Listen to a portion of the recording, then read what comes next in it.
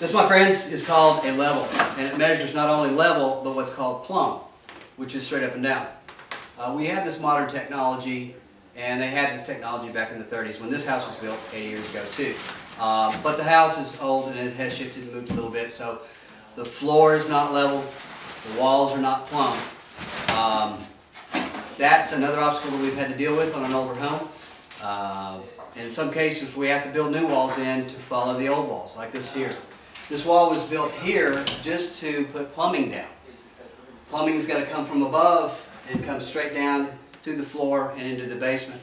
We could not put the plumbing in the wall behind it because that wall is now carrying load of the second floor joists, which I'll talk about here in a minute.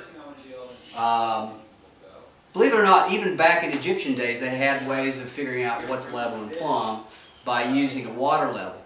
And that's just using a water in a tube or in a device that you could figure out what the level would be based on the water in that device.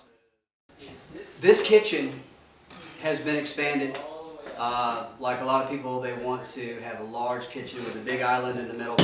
That is truly the reason why we're here. We're here to make this kitchen where it's livable and surrounding rooms around the kitchen to where it's livable. And we're going to work on different phases of the house, bathrooms and whatnot as time goes on. But this is truly the reason why we're here.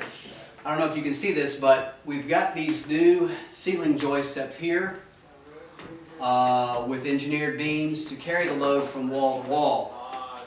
Here used to be the outer wall of the kitchen with the bathroom next to it. So the bathroom has been removed. It's going to be moved down about 20 feet away. But this was the problem. This is where the load was being bared right here, the load-bearing wall, if you will. And in order to support the ceiling and then therefore the roof, the floor above and then the roof above that, we had to put in new members to be able to carry the load from one wall to the other. We still have a gas line here that's in the way. We're going to be moving this in due time. But essentially this is the kitchen as it is now. We're going to put drywall up, tape and bed, texture, paint, and then we're going to put in cabinetry. This is going to be a finished kitchen when we're finished.